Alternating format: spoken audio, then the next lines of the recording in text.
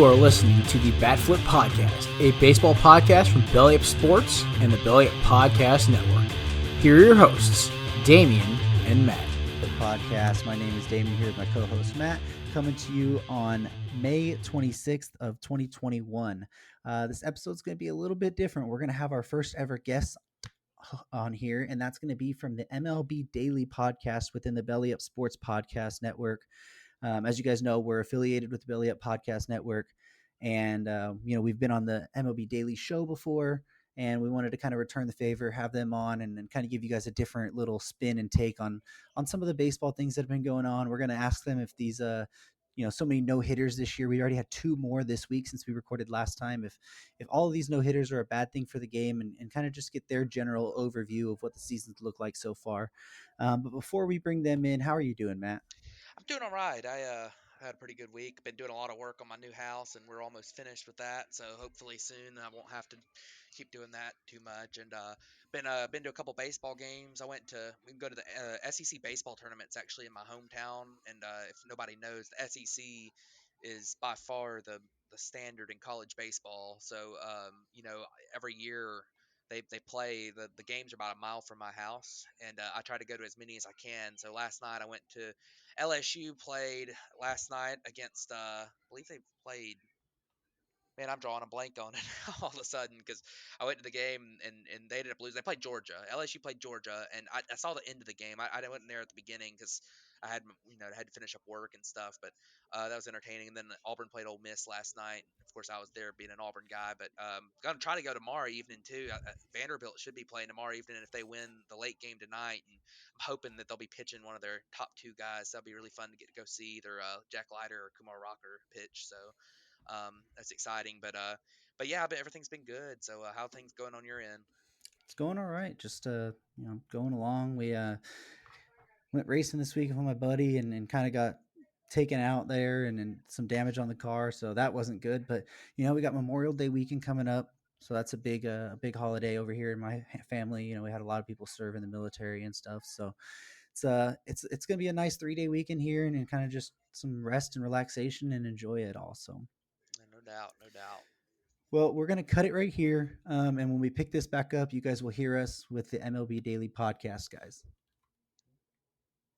All right, welcome back in, everyone. Like we promised, we have Brandon and LJ from MLB Daily in on the show today. Just kind of give you guys a different perspective. So how you guys doing, Brandon and LJ? We're doing fantastic. Yeah, I'm doing good.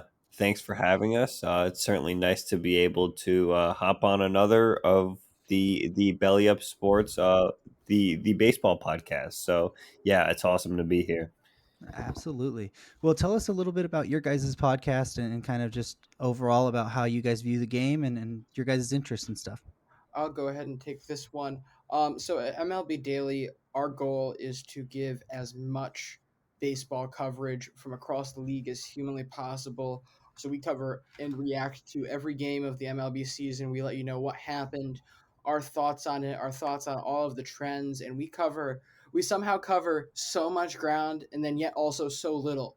We always find that we're having storylines that we just cannot fit into our episodes every day, which I mean it should be like impossible, but I mean once you really dive into the league as a whole, there's so much to talk about, so much that gets you excited, and so many different players that get you excited. Absolutely. Matt, you got any questions you wanted to ask them real quick? No, I mean I think that's good. I really like that perspective. I think it's a kind of a good combo between our show and y'all show because we kind of look at a little bit of big picture type stuff and like the game in general, where it's going, rules, that kind of thing. That's been a lot of talk this year, and then y'all are focused on the day to day of the game, and I think that's great. I think it's a really good combo, and I think it's a couple of really good perspectives here. So I really enjoy that. So. Well, since we recorded last time, we've actually had 2 more no-hitters. We had Corey Kluber throw a no-hitter, and we had Spencer Turnbull throw another no-hitter. So I believe that brings the total to 7 so far this year. Is that right? If you're counting Madison Bumgarner, yes. I count Bumgarner's, but we'll Yes. say officially 6. So we're on pace to shatter the record. I think the record's like 11 or 12 in a season or something. But Anyways, we wanted to ask you guys, do you think that the game is shifting more? We saw the outbreak in home runs so much, and now it kind of seems that they deadened the ball a little bit, and we've seen more no hitters than ever so far this season. Is this a bad turn for the game, do you guys think? Or do you think that the game kind of needs this shift back to more of the pitching style rather than just every guy trying to hit a home run? Um, well, let me start off with the fact that I think with the group of young players we have, the group of emerging pitchers we have right now, with like the guys in Milwaukee, Corbin Burns and Brandon Woodruff, the game itself is on the brink of being in a really great place. However, if you ask me, the quality of the game has decreased significantly because of the lack of offense. And that is partially because of this home run or nothing style that's being played.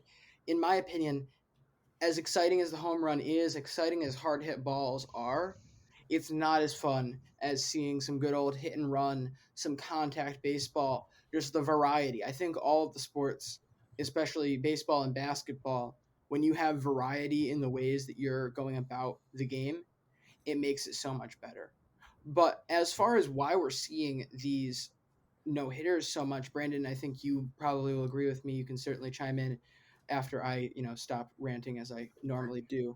If anyone wants to go listen to MLB Daily, you'll probably hear more of the same. But the MLB has screwed themselves up beyond repair. Actually, I just posted a meme of this on my TikTok account, because basically they are the only major sport that is in charge of the means of production of their equipment. They own a third of Rawlings, and with that, they have a lot of control. They were 100% a part of juicing the balls and getting more home runs, which took the game to way too much of an extreme. And now they're sitting here trying to fix the ball. And now we're seeing stuff like right now with this new ball that they deadened. Yes, they deadened it so it didn't go as far. But from every indication we've seen, what they've done to the ball now is actually giving more movement to the breaking pitches. So it's gotten to a point where they've screwed with the ball so much that they don't know how to get it back to being correct. And that means that we're going to see a lot of weird changes throughout the next couple of years as they desperately try to fix their idiotic mistake.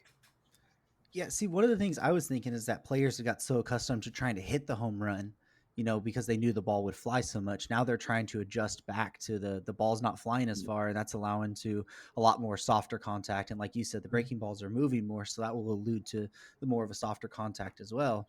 And just not allowing them to really, get as hard hits and make the hits fall into places where the hit defenders aren't. Yeah. Here's what I'll say about the no hitters. First of all, so you mentioned the Corey Klubers last week, or yeah, was it last week? Yeah, and as a Yankees fan, it was really cool to be able to experience something like that because the Yankees haven't had one in the 21st century, so that was very cool to experience, especially someone who has watched Yankee games ever since I was growing up when I was five, That's the 6 years old. that's the most special thing the Yankees have done in your adult life, Brandon. Well, wow, that was awesome. I will say that the offense this year has been just, it's not good. It's not an enjoyable product for, the casual fan that is trying to get into baseball, or if they see baseball as like their third or fourth priority sport. Uh, I think when you see the way the offense is this year, like LJ said, so much home run or strikeout. I'm pretty sure that the league strikeout rate is somewhere around 24 or 25%, which is like what Nolan Ryan's strikeout rate was for his entire career. So when you put it in that perspective, it's really interesting just to see how good the pitching is now. And it like I don't know what the MLB can really do from here. Like, do they move the mound back? Do they make it so that pitchers aren't allowed to use any sort of substance on the ball? Because if the pitches have more break on them already, what is adding a foreign substance going to do to the pitch also? Like, I mean, it just seems like that everything is sort of in the advantage of the pitchers right now, and that's why we're seeing such low offensive numbers. Yeah, and see, me and Matt also debated about the whole moving the mound back. They were going to try it in the independent league, and we both very much were in did not like that. We want the mound to stay the Really? same. We felt that it would hurt the people that were actually pitchers, like a Kyle Hendricks or somebody like that, and just allow to people who are hard throwers, and that didn't really know where the ball is going to go, but they can just throw really fast. Yeah, and that brings me to another point that I think a lot of times right now in the game, you talk about the velocity of pitchers and how it's never been higher. And if I go to and we were talking in our opening earlier about I went to the SEC tournament game last night, and I'm gonna go probably tomorrow again. And there's you go watch in a college baseball or in the lower minors, these guys are reaching back and just throwing as hard as they can. It's like they're treating the game as a drive line session.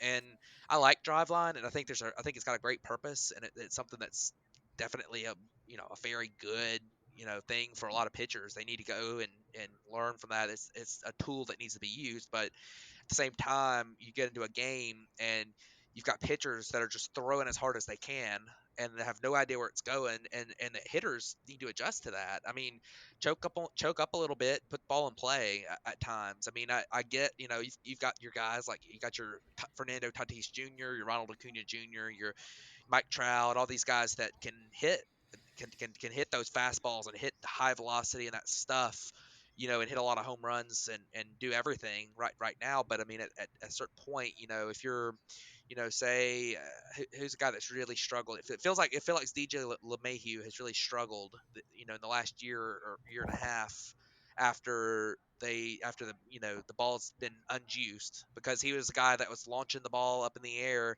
and with it being a juiced ball, he had enough power to get it over the fence, and now he's trying to hit home runs. That's a guy that hits a lot for a lot of contact and always has, and he's got a good approach and he always has, but it seems like that's changed a little bit now with the way that he's approaching things. And I think that's an example of a type of guy who Jose Altuve is kind of a similar situation, even though we could talk about the cheating and stuff, but he's a guy who I feel like maybe back in when he was really really really good up and coming, his skill set, he sprayed the ball around the field, and he hit for enough power, but his approach and his getting on base was a big deal. And you see a lot of these guys that are starting to strike out a lot now because they're just trying to hit home runs, and they just don't have quite the raw power for it as much without the juiced ball. So but I think there needs to be a shift in philosophy from the hitters too, because obviously offense is down, and I feel like from what I've watched this year, a lot of guys who are kind of spraying the ball to all fields and stuff. A lot of the teams that are kind of emphasizing that are the ones doing well. So I have to see. Yeah, see, I can't see where the entertainment value wouldn't increase by moving the mound back because, I mean, I understand what you're saying there, but by giving that extra time for reaction on those hard throwers, that's only going to help the hitter. But then you think about some of these guys like a Kyle Hendricks, these slower throwing guys, the majority of their bread and butter, like a Ryan Yarbrough, is about getting the soft contact because they have pitches that move a lot. Those pitches are only going to move more with more time to get there. So you're going to see a lot nastier breaking pitches, in my opinion, from what I've understood from moving the mound back. You're going to get those nasty breaking pitches, which look really great on highlight reels, and you're going to get the increased contact play of the sport.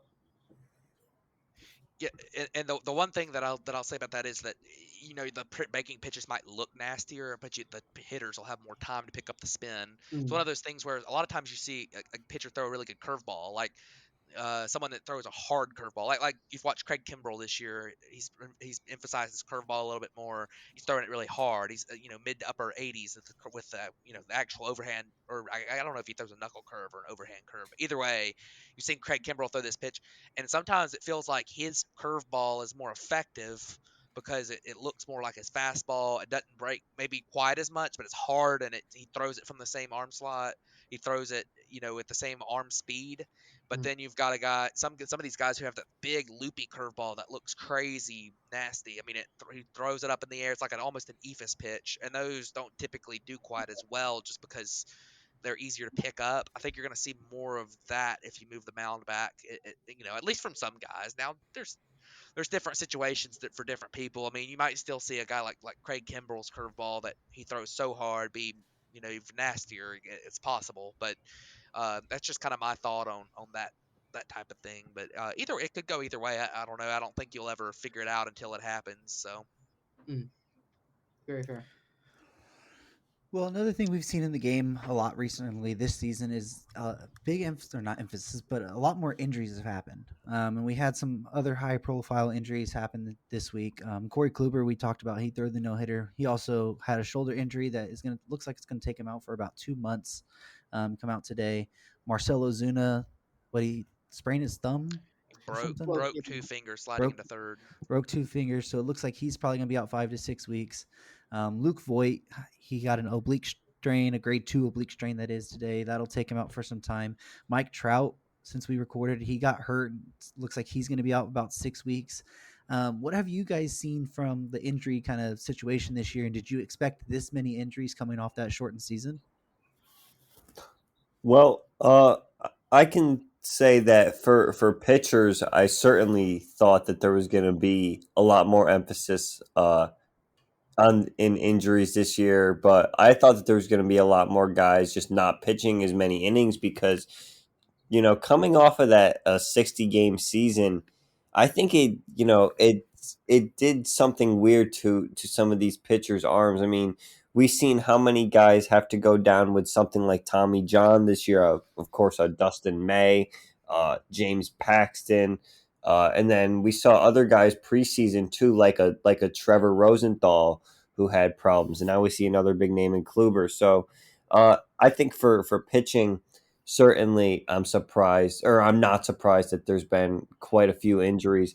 As for the hitters, I don't know, teams like the Mets, who have just been ravaged with injuries these last couple of weeks, are certainly on the short end of the stick. But I don't really see why the hitter injuries would be increased this season. But it certainly sucks to see some of the big names out, especially like Trout and Byron Buxton too. Because those were two of the probably the best players in the league up until the point when they got hurt. So it sucks to see them not playing now. Yeah, I think a lot of this probably should be expected here. I mean, you look at some of these guys, particularly Trout, Buxton, I believe Buxton. But a number of the ones we've named here are either like tendon things where it's from strain and workload, or it's soft tissue stuff, which also comes from workload or lack thereof workload. So I'm not entirely surprised to see this on both sides of the ball. I mean, I assumed that more pitchers would happen. But on the Corey Kluber side, and I'm not meaning to do this as just a diss track on the Yankees. I have to preface a lot of my Yankees takes with that because I do a lot of that when we are talking normally. I struggle to see that Corey Kluber has much left in him. I mean, don't get me wrong, the pitching has been fantastic this year. 3.04 ERA this year, very, very good. However, this is a guy who before this has thrown 36 innings over the last 2 years. He is the anomaly, like not the anomaly, but the he is completely unrelated, I think, to the majority of the injury issues in this league right now. Because it just seems to me this guy threw 200 innings for 5 straight years, which we don't see that much anymore. Where guys are going over 200, most of them too convincingly by 10, 15 innings. I'm not sure he has enough left in him to make it through a season. I'm not sure. I think we might see more issues for Corey Kluber, unfortunately for the Yankees fans, as we get through this season. He may come back. He may pitch well when he's back, but it's a matter of how long he'll be able to stay. Yeah, I think y'all are spot on there. I remember just to kind of add to what y'all are talking about last year. There was a lot of videos and stuff coming up of that. A lot of places, gyms were closed, and some of these guys don't have home gyms, I guess, and even though a lot of them do because they've got that money. But a lot of times it's been you saw some of the guys' workouts are throwing a baseball against the mattress, and I think that sometimes some of these guys have worked really, really, really hard to get back into game shape and get back to their get their strength back and stuff, and that maybe in some ways that's they've overworked themselves this off season, or that's leading to a lot of these soft tissue injuries. Because, but you're spot on. A guy like Corey Kluber, or even to a certain extent, Buxton, Trout, maybe even, they all seem to have dealt with injuries before and missed, significant time in several different seasons with injury. Paxton too. I mean, he's just the guy that he's injured every year. But I'm sure Brandon could elaborate on that, being a Yankees fan. Um, but yeah, so it's definitely been a problem this year so far. But hopefully, as these guys kind of get rounded back into form, with a full 162 game season, we get back to these guys staying healthy more and being in better game shape. But the next thing we wanted to ask you, and it's kind of a general question, but what are some teams, and we've talked about it on the show. A lot of times we go through like an entire standings breakdown on our show, maybe once or twice a month. But what do you guys think of, what teams have impressed you this year? What teams have Ooh. disappointed you? What teams do y'all think are, kind of the teams to beat this year so far? Uh, well, I think the team that I mean, it's probably kind of a little too late to hop on their bandwagon, but I mean, Tampa Bay, that stretch that they just had has was pretty crazy. And when you look at where they sit in terms of run differential, they're at +50, which is a very good mark to be at this point in the season. They're third in the American League in that, and they're a team that you always know that they're going to be able to pitch. You know that they're going to have a bunch of young players under control. That's just the way they operate. Eric Neander in that group there in the front office, they make more trades than anyone, and they're always a force in the AL East. They're the weirdest team in the league, but you always know they're going to be able to pitch. And if that offense gets hot, I mean, we saw that exact thing happen in the postseason last year. That offense got hot, and they can just pitch their way out of any situation. And, Tyler Glass now is a stud there at the top, and they have such a good bullpen that the Rays are certainly going to be a tough out this entire year. Yeah, you mentioned the Rays making a lot of trades. Of course, this week you saw them trade their starting shortstop to the Milwaukee, so it's pretty crazy for a couple of more bullpen arms that are probably going to turn into like the best bullpen arms in the game now that they're with Tampa. So Yeah, and it's nuts. And the other thing too that I just realized. First off, it was 11 in a row. Yeah, it was 11 in a row. They lost. They're 12-1 in their last 13. Like they got right back up on the wagon after losing that game. And I'm sitting here looking at it. They're below 500 at home. Yeah. Like Yeah. that's not gonna that mark with how well this team is playing and how well we've already projected them to play. That mark of below 500 at home isn't sustainable. So even if their away numbers come back down, they're still going to be in a very good situation coming down the rest of the year. We talked a lot about these guys who have also situated themselves incredibly well. I'm all over these San Francisco Giants.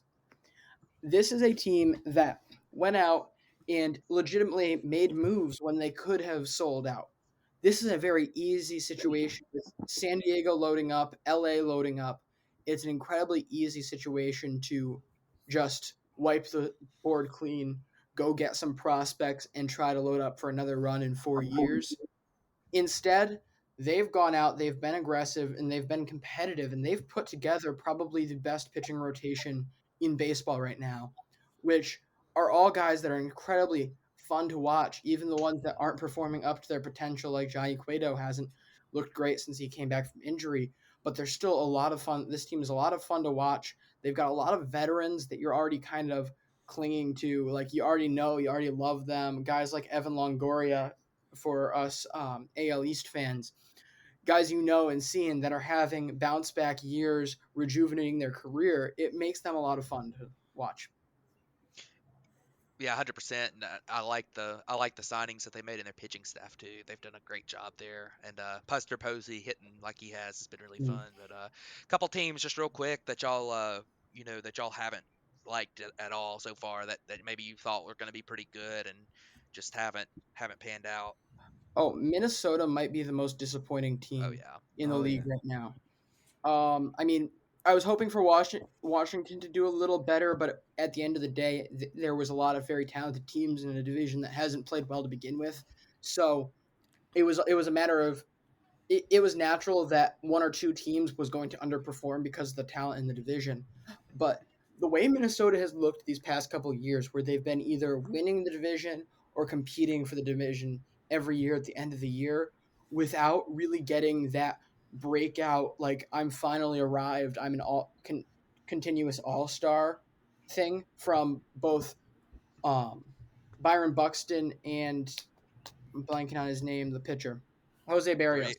Yeah. um, with Barrios and Buxton have really been the difference. Like this team could make postseason runs if they got their two stars to actually become stars. They've been waiting for these guys to do it. They then came out, and Buxton and Barrios looked amazing through the start of this season. Barrios still looks solid. Buxton, if he comes back and performs mostly like he has been for the last 150 games from when he comes back from his injury, I think he can still be an MVP candidate. But the rest of the team has failed them miserably. They're 20 and 29 with the two pieces that we thought they needed actually showing up, and they have become significantly worse. So there's plenty of talent, I think, there for them to be a decent team, but they have not shown it.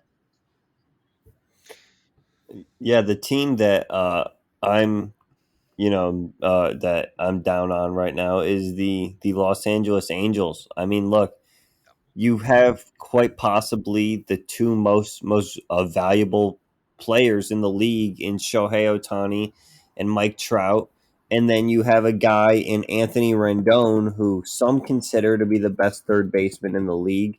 I'm not sure I would go that far, but I mean that's a guy who has been getting consistent top 10 MVP votes for 5 seasons in his career, and to the fact that they just refuse to try and get any sort of pitching to help that offense, I just don't get, because they've had so many opportunities, whether it's to trade for a top of the line starting pitcher or to go and get one in free agency. It's a team that finished second in the Garrett Cole sweepstakes, and then didn't even try to get Trevor Bauer this offseason or any of the other top starting pitchers. So, yeah, I'm down on the Angels. Also, they cut Albert Pujols. Uh, that's an entirely different situation, of course, but it was certainly, as a fan of Albert throughout his entire career, it was tough to see that choice get made. Hey, I am perfectly fine with them cutting Albert Pujols. All right. Yeah. I'm very excited to watch him on my team for the rest of the Were you year. excited when So he struck out to end the game tonight? hey, that's gonna happen from time to time, all right? But but uh, but yeah, and I agree with both of those. I think me and Damien both in our preseason predictions picked the Angels, right? yeah, we both picked Yeah, them to win the division actually. yeah. And they've been snake bit a little bit too. I mean, they've had injuries. When they were healthy, Rendon went down when it looked like they were going to be pretty healthy to start the season. Otani was healthy and Trout was healthy. Rendon went down, then he came back, and Trout immediately gets hurt. He's out for a long time, and I mean they've had other pitchers that just haven't panned out. I mean, they didn't go out and make a big signing, but they made several signings of guys who you thought, well, that's a Breno good pitcher before. It's guys like Jose Quintana or somebody, and then they have back Dylan Bundy, Andrew Haney, who were good last year, and it just has not panned out well at all for them. And really unfortunate, especially with the fact that Otani's broken out definitely at the plate and on the mound. He's looked really good. He got a little bit of control issue, but he's pitched well. And and then you look at how well Jared Walsh has played. That's been unfortunate. And of course, you talk about the Twins. It's just not their year. I mean, they've made a lot of mistakes, lost a lot of close games. Kenta Maeda was one of the best pitchers in the league last year. Hasn't been good this year. You hate to see teams struggle like that, but very interesting so far. I think it's been a pretty fun season so far. We're gonna look at as we always do in our show, we do a players of the week, and I think what we're doing today is that LJ and Brandon from MLB Daily, they're going to pick players of the week, a pitcher and a hitter, and then Damien and I are going to pick a pitcher and a hitter. So LJ, Brandon, who do y'all have for your pitcher this week? I believe we settled on Brandon Woodruff. Am I correct in Yes. that? Yeah, I mean, this guy, Corbin Burns went on that crazy streak to start the year in a part of baseball, in age of baseball is what I'm looking for there. Jeez. Where everybody is trying to throw with these crazy breaking balls and these super fast balls, both whether it's breaking or something, a fastball. There's a lot less control than there used to be. There's a lot less guys trying to paint the corners. And so you're not going to really have nearly the same control numbers. You're going to have a lot more walks in this day and age, especially seeing that's one of the main things that guys are looking for. They're looking to home run or they're looking to walk. So to strike out that many to start the season was ridiculous.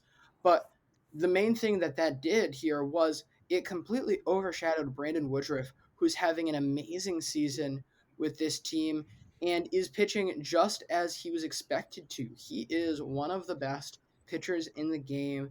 In my opinion, even when that streak was going on, I always felt very comfortable with the fact that he was better than Corbin Burns. He only sits a strikeout behind him right now. Um, so if he's just going to keep going with this, I'm all here to see it. Actually, I'm all here to see both of them continue pitching the way they have.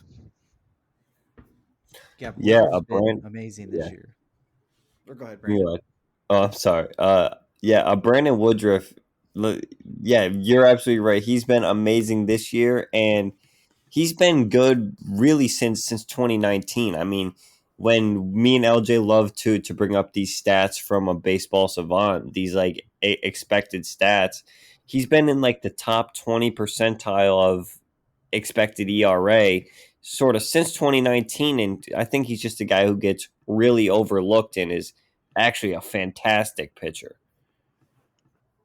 Yeah, and I think Damien and I we've talked about both him and Burns a lot, and my goodness, I mean both of those guys. Milwaukee might be the weirdest team in the league because they've got the two of the best pitchers. I think it's the best 1-2 combination in the majors. Damien might disagree with that, but I agree with y'all 100%. I love Brandon Woodruff and what he's been doing lately. It's just incredible. So Yeah, I Well, disagree just a little bit, but we'll keep it moving from that standpoint. well, if we're talking pitchers in general, I think if you had to pick a team with the best three overall pitchers, and you throw Josh Hader into that mix, this man has been an animal since he came into the league and continues to amaze me every single time he goes up there. It's not always like the most technically perfect thing you're gonna see, but it is absolutely dominant every single time he throws the ball. yeah, no doubt. Well, Matt, who do you? I know you will pick this pitcher, so who do you got? So I picked this week a guy from Atlanta that has been pitching really well lately, Charlie Morton. There was a couple of the guys who threw no hitters, but with all due respect to Spencer Turnbull and Corey Kluber, they also made a second start, and neither one of them were great in their second starts of the week. So I picked Charlie Morton. He's a guy that the Braves really needed to get going, and he's really started to turn it on. He made some mechanical adjustments the last few weeks, and he started to strike guys out again. And he's a guy that at 37 years old is throwing as hard as he ever has. I mean, he's in the mid to upper 90s, and over the last couple weeks, a sub 1 ERA with two within his two starts, a couple wins. I think last start out he had 9 strikeouts and 7 innings, I believe, of 1 run ball. It might have been a shutout in the last game. I don't remember. Actually, I believe it was a shutout. 7 shutout innings and 9 strikeouts. That was last night against Boston. So he's a guy who has really been killing it so far for Atlanta, especially in the last week or so. Well, LJ and Matt, who do you guys have for your hitter of the week? Or Matt, sorry, LJ and Brandon. Brandon, you can go ahead and pick this one. Well, yeah, our hitter for the week is Jesse Winker of the Cincinnati Reds. LJ and I have been all over this guy really since opening day. He is just such a fantastic hitter, and just watching him hit, he can really do it all. I mean, you watch him; he can hit pitches on the inside part of the plate. He can hit those like blowing away breaking balls that you see pitchers try to throw so much now. And talk about a week he had. He had a stretch where he had 5 home runs and 9 at bats. Of course, when Fernando Tatis had that series against the Dodgers and he was red hot, that was 5 home runs and 11 at bats. So that just shows how impressive his weekend was. And this is a guy who is in the conversation for the NL MVP right now. His stats have been pretty much the best. He's been one of the best hitters in the league, and it was a Reds team that we saw. They got off to a really hot start. They still have a good offense, but they just can't pitch as well as they need to. But it's nice to see that offense is still producing great hitters this year. Man, why'd you have to bring up that Fernando Tatis deal? I was already over that, and then you just had to bring it back up. Yeah, No, and the scary part about Winker is, he batted 318 with a 400 on base and a 1,000 slugging this week, but his BABIP was only 154. Ugh. So Yeah. his BABIP was he extremely, was extremely low. he was so unlucky this week, and he still put up such a great week. I think that just goes to show you how good he actually played. And I mean, we talked earlier, Damian and I, when we were picking our player, we picked. And spoiler alert, we picked Vlad Jr., but we were looking at the list, and he's had a low BABIP too. And it'd be easy to pick someone like Austin Riley or Fernando Tatis Jr., who's had a big week, but these guys have had just as good a numbers as those guys, yet they've been extremely unlucky at the plate too, which is pretty crazy. So, um, good stuff there. And Damien, if you want to talk about uh, Fernando Tatis, I mean Vlad I Jr. don't want to for talk us. about Fernando Tatis Jr. I anymore. meant Okay, Vlad Jr. We were just mentioning. I know, Uh, I know. Yeah, Vlad Jr.'s been amazing this week. Like we said, he has 5 homers this week as well. Had 2 multi-homer games, and then he had another homer in the game right after. 11 RBIs this week. We were talked about his BABIP. He's batting 379 with the 455 on base and a 966 slugging this week, but his BABIP was only 286. So, like Matt said, to be extremely unlucky while still producing at this high level. I mean, in batting WAR this week alone, he was the second most valuable player behind Fernando Tatis Jr., and he was extremely unlucky. So, I mean, this is, hopefully this is the start of the breakout season and career that Vladimir Guerrero Jr. was expected to have as that young prospect. And being Vladimir Guerrero Sr.'s son, everybody expected him to be so great. And he had kind of struggled his first couple years. So it's really good to see from Vladimir Guerrero Jr., and I hope he keeps it up. yeah, no doubt. And this is a guy who I think he hit his 16th home run today, so I think he leads the majors in home runs. Does anybody know if that's accurate? He led it yesterday, and then somebody tied him today.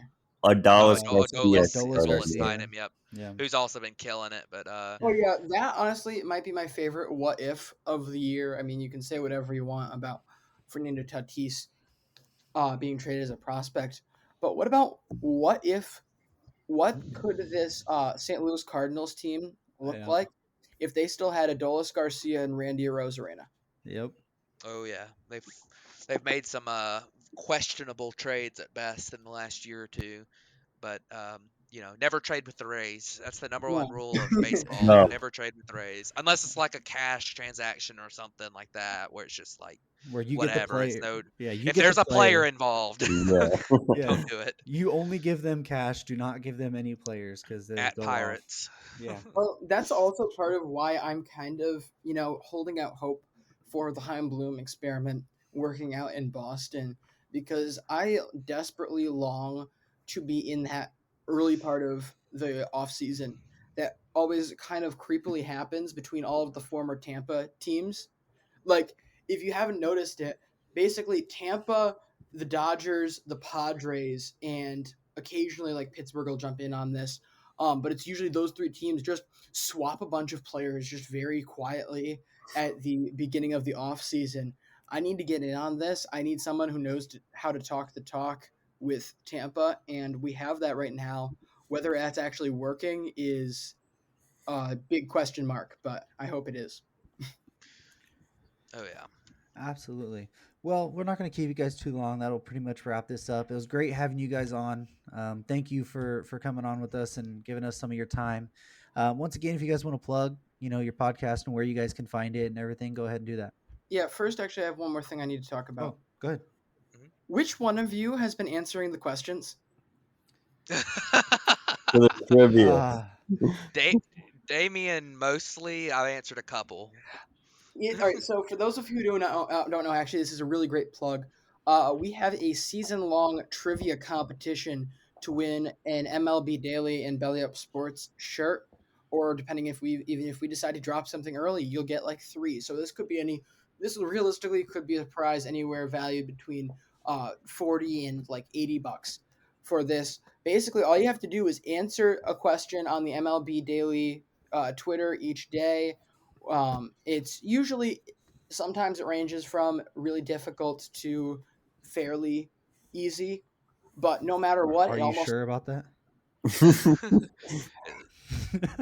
that's the thing. I don't know. Sam Like, Howard, baby.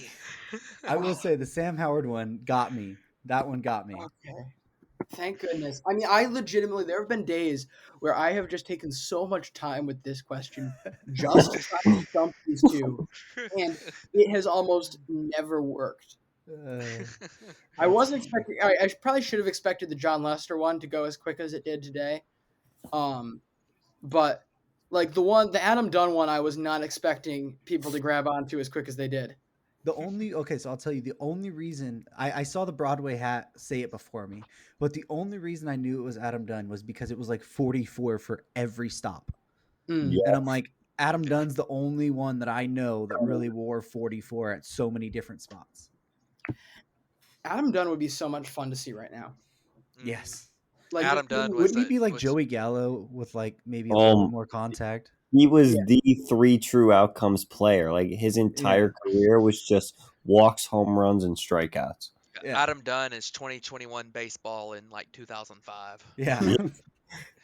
But yeah, definitely. For anyone who's looking for a fun time, follow us on Twitter at MLB Daily Pod. Participate in our little game. I will try to challenge people as much as I can. Sometimes those creative juices won't necessarily be flowing, but I think you guys can back me up on this. It's been a pretty fun start of the year so far, and I want to do a whole bunch more and look around the world of baseball with us. Yeah, it's been we've talked about it. It's been a really fun season. We're excited that full capacity crowds are coming back. I mean, I know in LA they said in the June 15th, just a couple weeks, that they're going to be doing that, and it's fun to see the baseball world kind of getting back to what it was pre-pandemic.